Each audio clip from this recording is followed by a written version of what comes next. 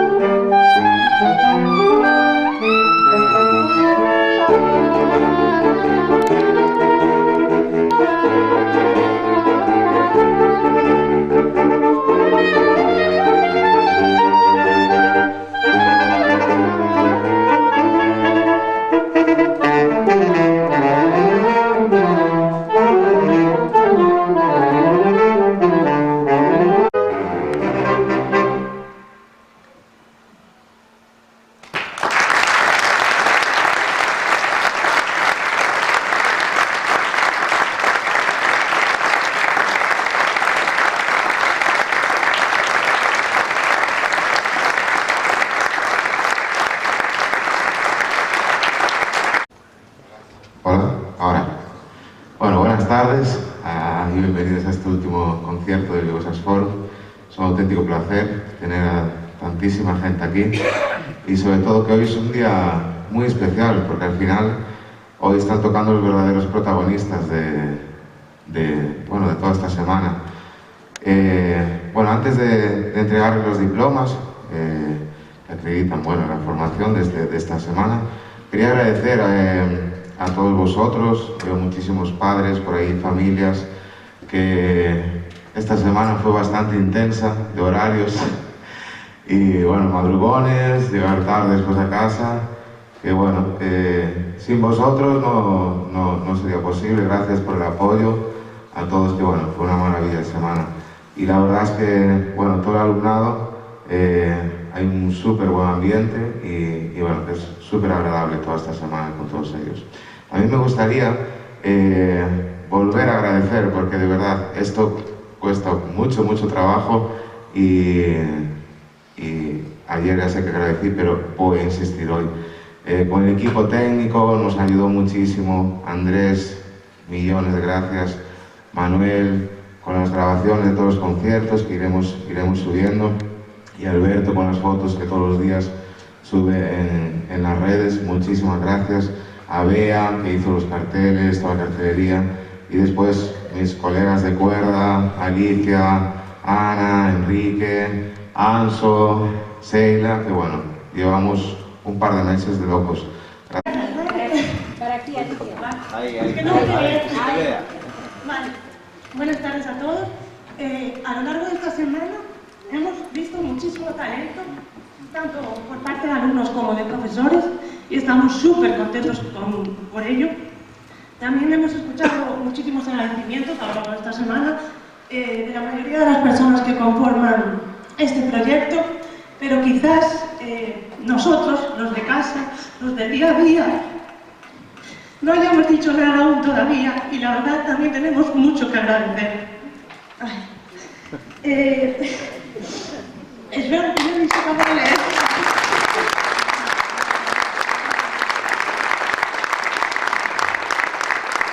Partícipes de esta aventura creando un equipo, nuestro equipo.